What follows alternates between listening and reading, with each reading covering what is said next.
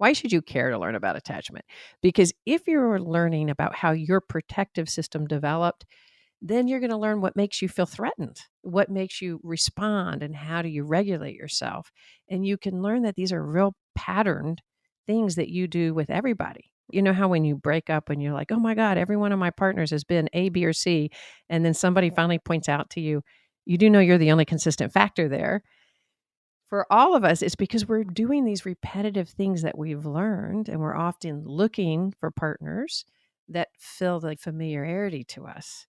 And so when we learn what our protective systems are doing to keep us safe, and that we probably needed that when we were younger, we needed that with our particular caregiver, or we needed it in our environment. But as we grow older, we usually don't need that for survival anymore, but our body doesn't know that. It's continuing to engage in that way. Welcome to Therapist Uncensored. Building on decades of professional experience, this podcast tackles neurobiology, modern attachment, and more in an honest way that's helpful in healing humans. Your session begins now with Dr. Ann Kelly and Sue Marriott.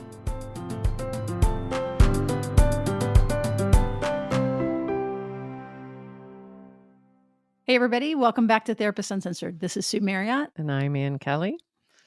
It is sometimes shocking, as in depth as we always are about talking about attachment and neurobiology, that a lot of people out there don't even know what the heck attachment is. And that's the norm. We're so embedded in this in our own brain. It's hard for us to imagine that it isn't just the norm out there. And yet we're the freaks, honestly. Exactly. Well, I wouldn't call us freaks personally, but this episode, we're going to go really high level. This will be the Start Here episode if you don't know anything about attachment. Yeah, those of you just joining the podcast, or those that have been a long time, and you're like, oh my God, really when they talk about attachment, what do they mean? Right. So this is going to be a high level summary. If you're interested, go to the show notes. There's going to be lots of reference there for you to follow up. But our idea here is to keep it really simple and quick. So what is attachment, Ann Kelly? So that's a surprisingly hard question to answer. No, don't make it complex. No. Okay. Attachment's about biology. Attachment is about how we as mammals survive and thrive, how we learn to do that by attaching to our primary people who are caregivers out there to keep us alive. We're born highly social, persistently interpersonal, no matter how big and burly and independent you think you are. Actually, you're quite interdependent on your fellow beings in the world. And, there's a new study that just came out by the Surgeon General just in the last month or so that shows isolation being this huge, huge risk factor in all the bad things: health, cardiac, longevity, immune system, all the bad things. And this is, we believe, related, to flip it the other way, when you have a secure attachment history, which, going back to Ann's definition, we have this biological response very early on to adapt based on the family we were born into, the culture we were born into, the subculture we were born into. Our bodies very quickly figure out how to keep the parent close and available, then shapes kind of around that about what things to do, what to express, what not to express. And those begin to layer and get embedded in our nervous system that eventually become behaviors, that eventually become thoughts about ourselves, how we see ourselves and how we see other people. And then boom, you're in a marriage or in a throuple or whatever. And now it either is going really smoothly because you've learned how to emotionally regulate and bring people close. All of this stuff. This is kind of the why. And Ann loves to say, why do people care? We care because these neurological systems and the beliefs that form around them impact us throughout our life. Well, enough said. I think we're done. That's a very good summary. I wish this was live so people could say, no, that's not enough, or that's too much, or whatever. I love how you ended there. Like, in a sense, it's like we are social beings, but we have to be social beings. This isn't a choice. It isn't an option. And our incredibly intuitive, pre-programmed body knows that from in utero on. And so our wiring We come predetermined, like you said, ready to kind of figure it out. What do I need to do to keep these people in my life close and caring and nurturing and not too overwhelmed? And the why do you care is because this isn't just most people, when we're talking about attachment, they think of parenting or they think of what happens. And if you don't even have kids out there in the world, why should you care about attachment? It's because it actually informs how you relate in your social relationships right now, your primary relationships, how you are able to bond with them or the struggles you're having. Those are all not completely, but they are interconnected to how you learned to protect yourself and to connect with other people. One of the things too to learn what attachment is also to talk about what attachment is not. So we aren't saying that attachment is everything. And we're not saying that all your problems are only because of attachment at all. As a matter of fact, used to, they thought if you had an insecure attachment pattern, it was never a diagnosis for a baby. But if the pattern between the infant and the parent was seen as either dismissing or preoccupied, in other words, it was an insecure category, that if you were dismissing or avoidant as a baby, that you would grow up to be a dismissing adult. And then if you were preoccupied as a baby, that you would grow up to be a preoccupied adult. And that ends up not to be it's very complicated. It's not so direct, but that's good news, because the good news means that relationships throughout our lives impact us both positively and negatively. So our brains are constantly adapting to our environment. So just in summary, a quick summary is that this early attachment sets up a trajectory. And if uninterrupted, then if we have developed patterns that unintentionally push people away or assume that people aren't going to be there for us, things like that, if uninterrupted, then that can continue to cause problems in preschool and school age and adolescence with grades, choice of partners, and even your parenting. Again, not directly all the time, but there's a general direction. And what's so cool about that is that it can be interrupted and intervened in any moment, no matter your age, no matter your history, no matter how much therapy you've done or what you've studied. None of that really matters, because it's a deeper embodied urge and embodied drive to seek closeness and also to protect ourselves. Which is, if you think about it, right, that's complicated. How do I get close and be safe? Right. That's kind of screwed up. Who designed that? And then we have to do both at the same time. We have to our nervous system has to cooperate, and I got to let you in, but I want to save my ass. So you get more dangerous as you get closer. You can hurt me more. Honestly, we're joking about it, but that is a really complex set of requirements to have intimate relationships, and that's tough. So one of the things also about what attachment isn't, we said it's not everything. It's also not love. Some people equate attachment and love. Like, she loved her baby, so it's a positive attachment or something like that. Or there's just a confabulation about that. It's not love. It's more about protection. Our attachment systems are only active when we feel threatened. We can look really good, but then when something happens and it activates us enough to be scared about our relationship, that's when you see the attachment pattern pop up. And I think what's important about that is what does threaten us is not the same. Depending on our early history, what feels threatening to one person is not threatening to the other. And you've mentioned if you've had a secure attachment pattern. So if we were going to back that up for just a second and talk about, we want to stay away from the categories, right? But there are some ways that our body develops in more predictable ways that says this is threatening and this is how you protect. And through the early learning, we can either learn to upregulate. In other words, I need to activate in order to get my needs met and to thrive. My nervous system has to stay really aware of my surroundings, needs to stay in tune, and very much emotionally activate up. And that's where we might lean towards being more preoccupied, or what we call in our podcast red. Or did we have this really early learning that says if I get too emotional and I activate too much, it actually sends people away. So I learned to sort of deactivate the need for other people.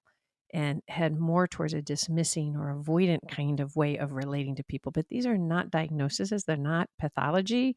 It's how your nervous system has learned to keep you safe. And so we really want to get away from the idea that one's good or one's bad. It's what is really effective in your environment, in your subculture, to keep you thriving and surviving the best way possible. Yeah, to do that balanced dance of both keeping us safe, but keeping us connected.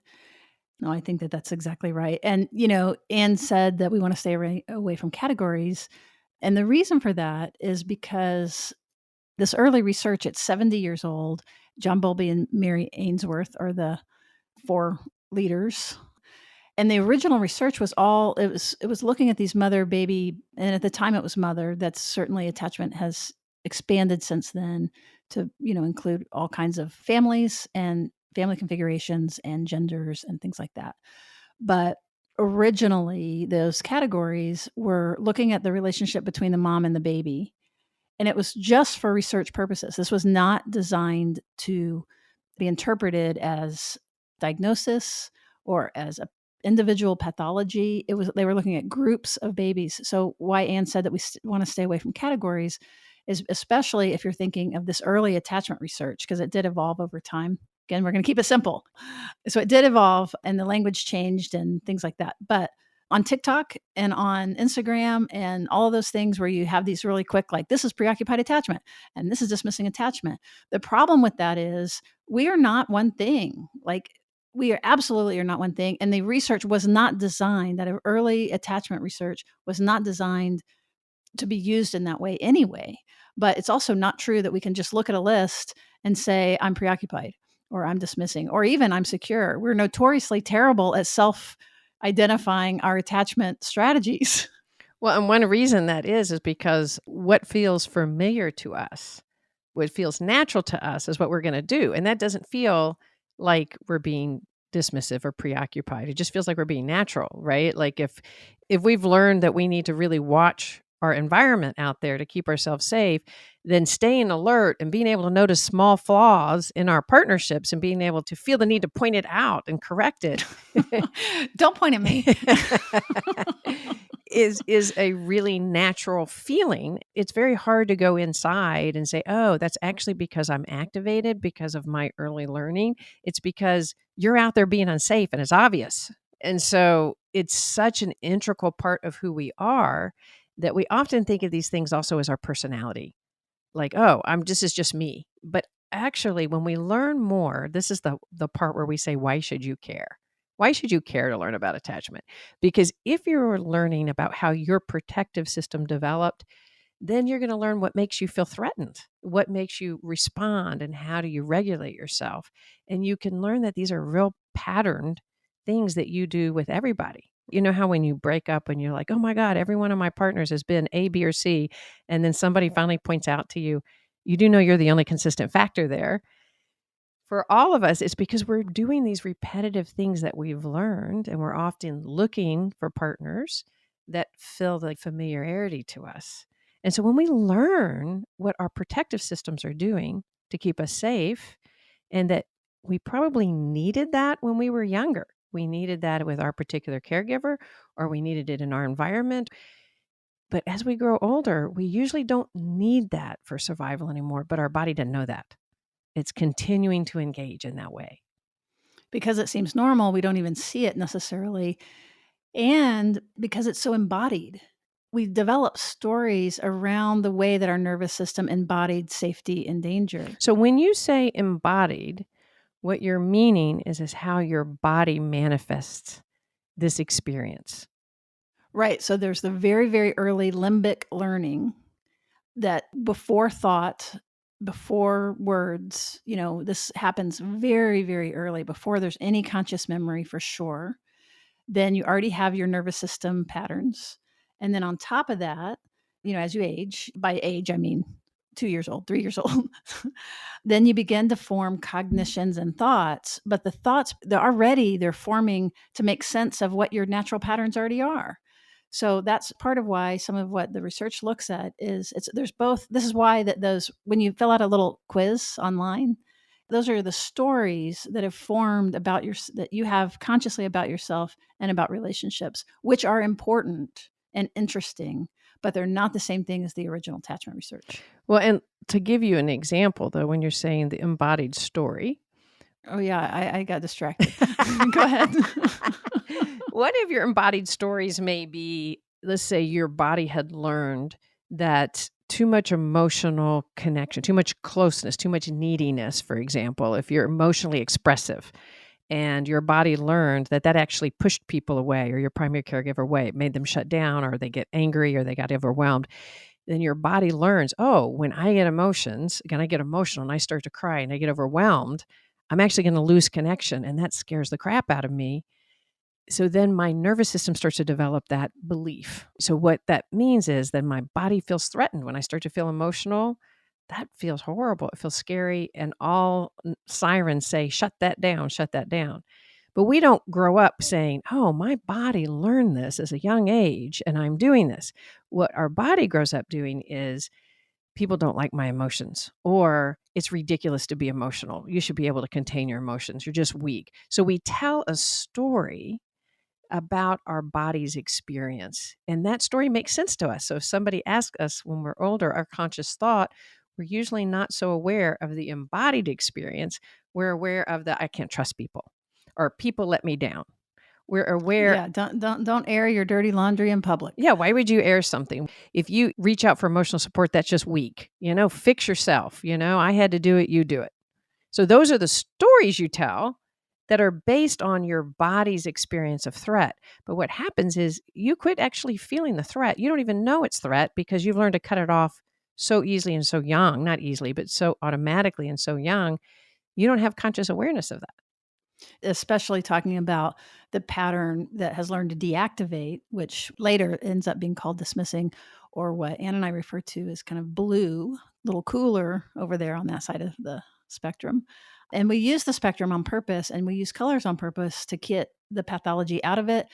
Actually, the original research used letters, ABC, So we're kind of picking up that idea of like, this is just describing a tendency, not a diagnosis, that as we begin to lean in that direction, it's not that we're thinking these thoughts, it's that we tell a story to explain what our body is doing.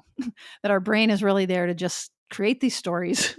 And it's called the default mode network. Many of you have heard that. That's kind of us thinking about ourselves. And that's where all the stories lie. And sometimes that can be good and that we're being self reflective. And sometimes that stuff can go crazy. And that's when we get anxious, we get depressed, we begin to ruminate, we begin to tell stories, Anne hasn't responded, she's probably dead, or those stories that we fill in that comes from, again, this early learning. This is why goes back to the why do you care? Yeah, I love that part. Why do you care? Because if you can be really hard on yourself if you think that you should be able to just turn this on and off. Like if you're ruminating and like, I know not to ruminate. This is ridiculous. I can't quit thinking about how that conversation I had earlier, and I can't keep thinking about all I said wrong or I did wrong in that conversation. I can't get it out of my mind. And then I start getting mad at myself because I can't get it out of my mind. Oh, that's my favorite loop Yeah, around that here. little loop, like, just stop thinking about that. Like, it's so important to understand that this is not a decision you're making. This is your body's response to, I better stay aware and keep rethinking and get it right, or I'm probably going to get rejected. And this is in one's body. And the reason it matters is the more you learn about your own specific protection system, the more that you can learn ways to soothe that or to really tell a story to get more of an accurate story that people aren't really rejecting us. And we can learn to do, even you bring up embodiment. That's one reason why some of the body focused therapies out there are considered so effective. It's like teaching you how to tune into that bodied response and to be able to calm it down so that you can then do what we really want to do. And that's activate our connection system, our ability to really stay connected to other people. Because when we are in our protection system, it overrides. We can't really feel safe enough to connect and to stay close. And one of the advantages is that when we are in that more secure state, that it buffers us from the stress response system. That's part of how it translates. I think I did already say this, didn't I? A little bit. You just talked about the protection system and the connection system. And I love talking about it that way. And that when we're in the connection system, it means that our brain is flooded with these really feel good oxytocin and, serotonin. We feel satisfied. We're maybe feel excited, a little dopamine. The neurochemical bath makes us feel safe and open. We're more generous, but it also protects us from stress. So we're more likely to more accurately respond to and not texting me. I will have other ideas about what that could be when I'm in that more secure state. So part of why this is a why do we care, is because the more we can develop our secure sense of ourselves, regardless of your history or regardless of your therapy or regardless of your PhD, it doesn't matter. But the more that we can develop that secure system and know how to get back there when we're not feeling it, it buffers us from this chronic stress that's going on in our protection system, which then translates into all kinds of wonderful things like better sleep, better skin, better nails. No, but really like cardiovascular health, immunity, even longevity. Okay, now people understand what it is, why it's important. Where do we want to direct them? Like, what kinds of things should we point them to as introductory things to do to continue this exploration? We keep talking about protection and connection. It'd be interesting to kind of think of the ways that your system is set up about what stresses you. So to question yourself, one of the things to do is to ask, instead of saying, this is just me, what are the 4 things you say? Describe your personality in a relationship. Instead of just saying, I'm just an independent person, I don't need help. Or I really like committees. I don't like to make a decision without having a committee. Right. No, that one you're not pointing at me. That one you're pointing at yourself. Absolutely. If you have those kind of repetitive dynamics, it's a good idea to stop and think, where does this come from? Because what is the threat under that? What is the worry? Like if for me, I'm trying to make a decision. Yeah, if you didn't have a committee. If I didn't have committees, somebody in the room is going to have to go eat dinner somewhere they're disappointed at. They're going to be disappointed. Right. But see, that's the embedded. Exactly. Right. That's the embedded That's fear. the embedded fear. So, okay, but so somebody's disappointed and then what? If you stop and go, somebody's going to be disappointed. Why is that so hard? Why is it hard to imagine your child or your friend being disappointed? And as I say that, think about your nervous system. Don't just think about your brain. Don't think about your thoughts. Think about what feels embodiedly threatening to you. If somebody's disappointed, how has disappointed impacted you in your life? How has other people that are important to you, when they get disappointed, how has it impacted you? What is the fear? Are they going to disappear? Are they going to get overwhelmed? Those are really important pieces of information to be curious about. Another example would be, do you take control in every situation? Do you have to be the one? Do you have to be the one to pay the check? Do you have to be the one to be in charge? Instead of just saying, I'm just got this personality that's just great at being in charge, these turn out to be strengths, but our strengths usually have the other side. What happens if you're not in charge? Do you then start feeling your nervous system get activated and nervous? Pay attention to your nervous system.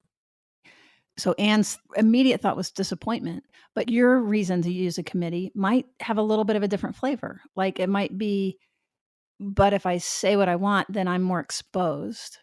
And if I put a flag in the ground and say, this is who I am and what I think, that could feel vulnerable. For Anne's first thought was about disappointing someone. But this is where it gets fun and interesting.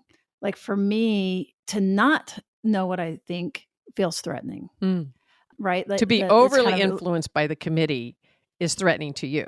To be like, I need to know what I'm thinking. I'm not going to be overly. I want to know what I'm thinking before I but still there's a threat there versus somebody else say who does use the committee. Yeah, that was just the first thought I had was like, if you put a flag in the ground, it's really scary. And also, if we can keep taking this deeper and deeper.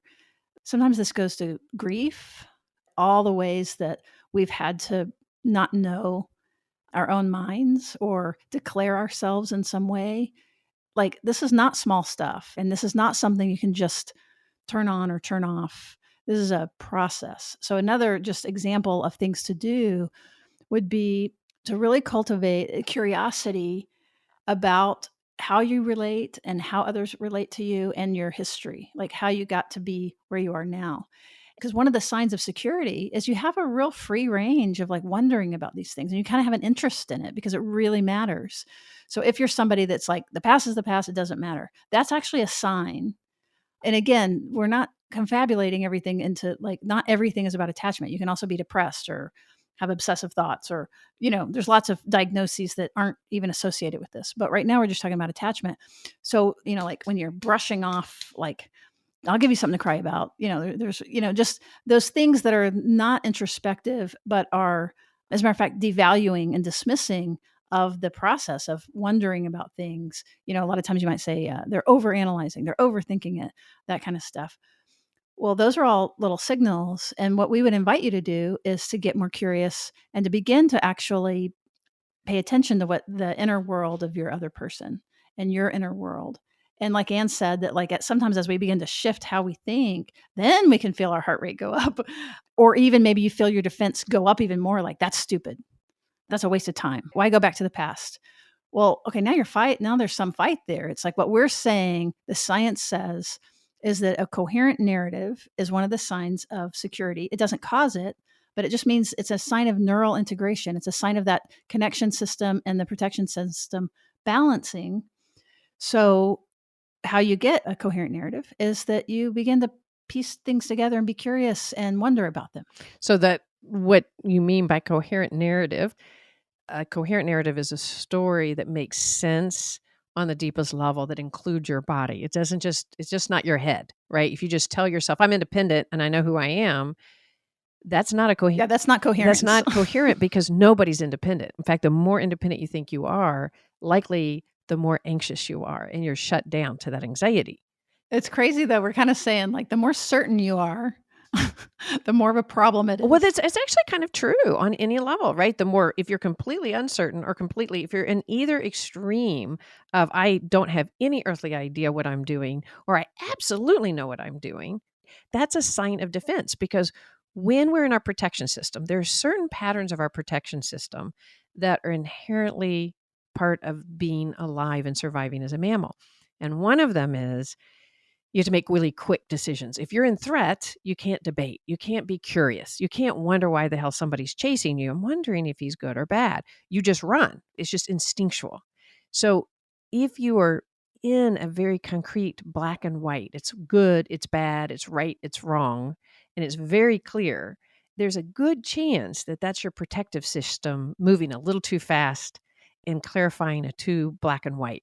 So one of the signs that you're more in your connection system is that you have curiosity. Why is it so important for me to be independent? Like, what would happen if I had to rely on somebody? So if you bring curiosity to these parts of your personality that you say, this is me, and you're going to answer first, well, of course, because I was raised to be secure, right?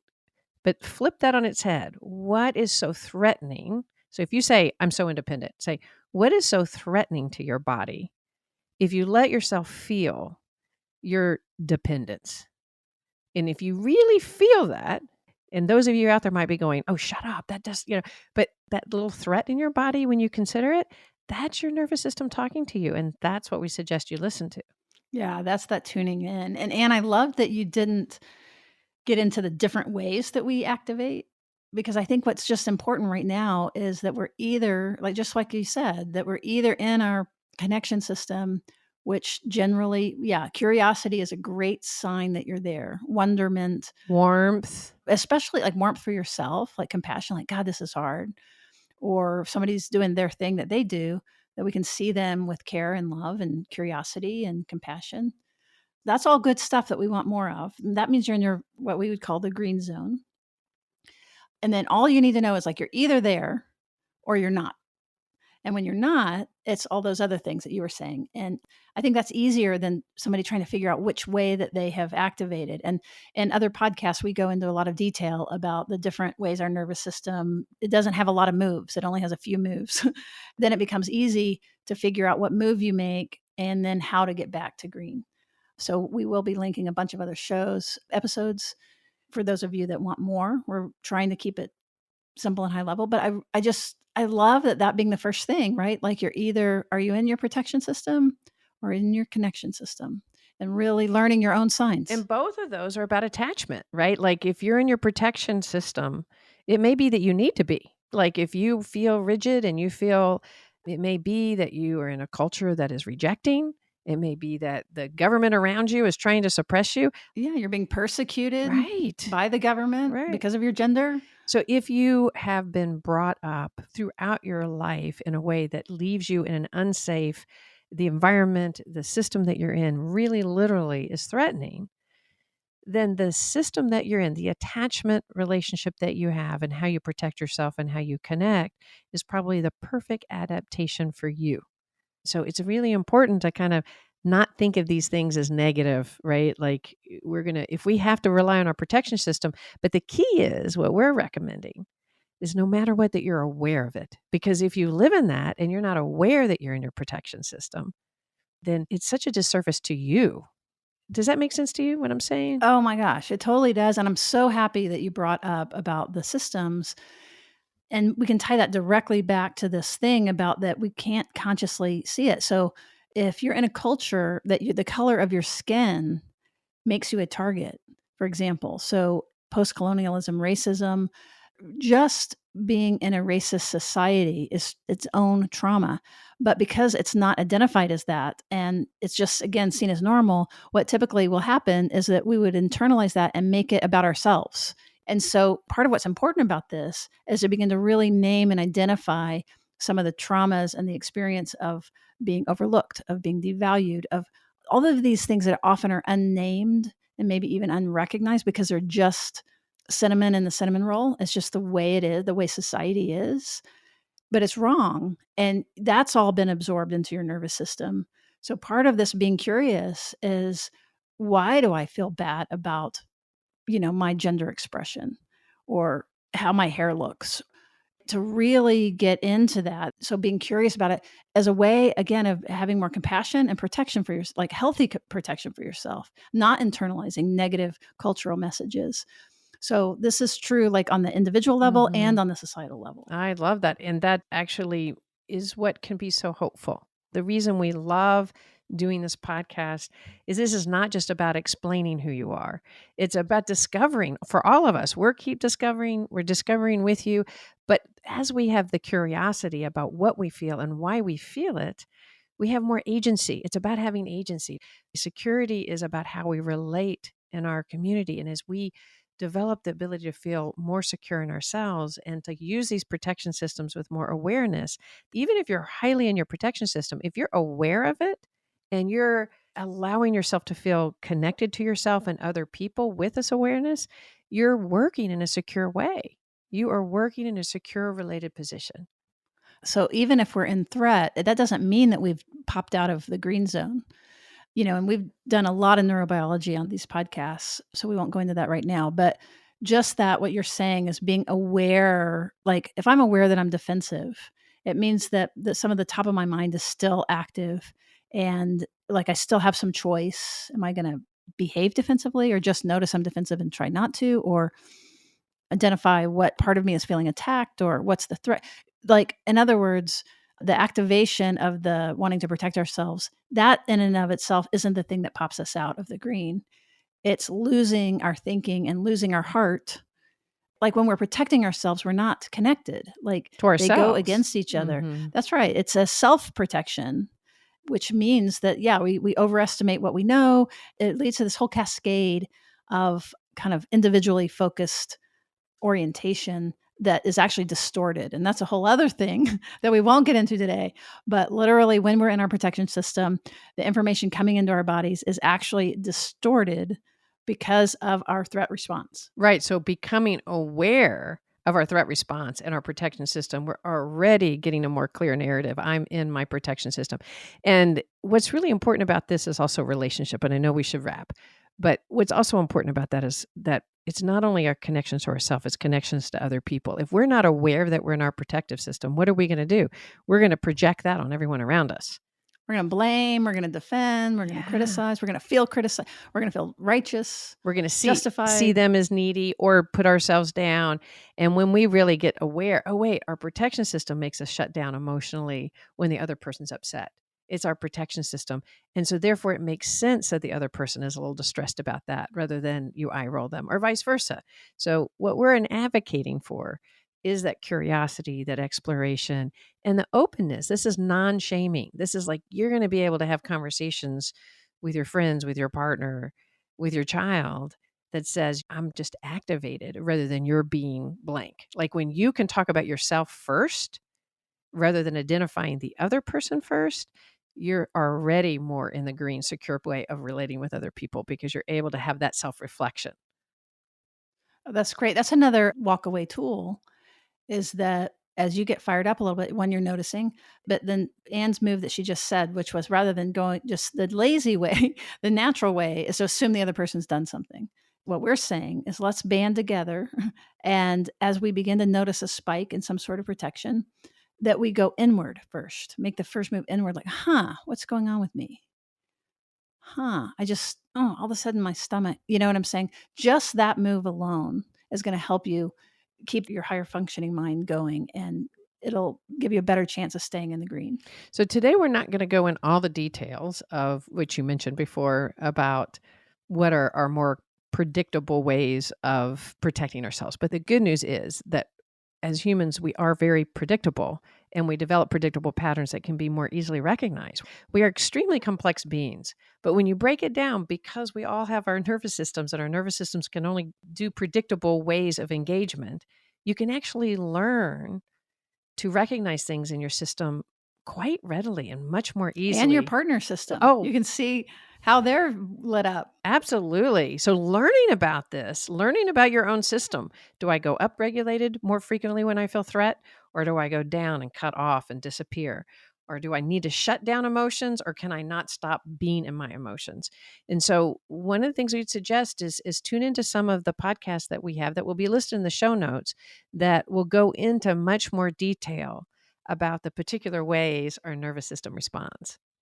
And, whether it be our podcast or, you can learn about attachment almost all over the place. Oh, that's at this true. point. That's true. But I will say on our behalf that we have for years now been studying that in relational neurobiology and all the more recent findings.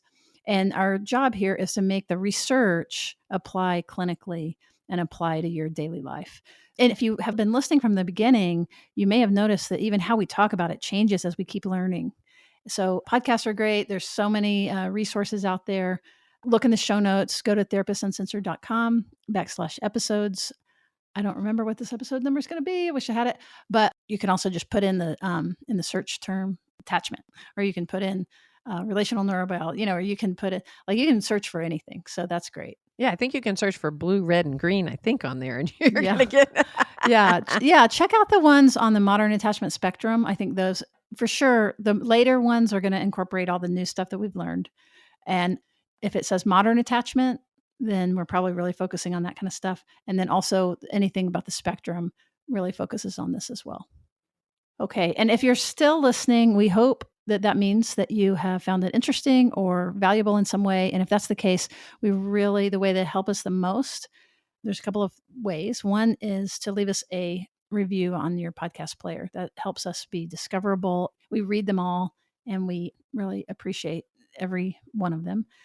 The other is you could join in. We have a special online community. We call them our NeuroNerd group for our Neuro Nerds. That's right. Yeah. That's at therapistsuncensored.com/join.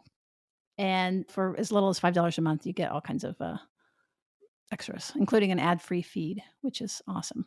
But also, we do all kinds of things. I may as well mention, since I'm saying, like reading groups. And often the authors themselves will come in at the end and answer questions. Not always. We've had some of the authors and the original researchers do direct teaching. We've led study groups before. There are peer groups. There's all kinds of things that just kind of come up now and then. So yeah, join in. We would love to have you. Not to mention you help get this podcast far and wide to those who might not otherwise get it by supporting us. So, well, and while we're saying it, we also give a large portion of our corporate, like all the ad sales, we donate that to help mental health access for those traditionally left behind. So we're very happy about that. And you guys help us do that. All right. Thanks for joining us, and we'll see you around the bend.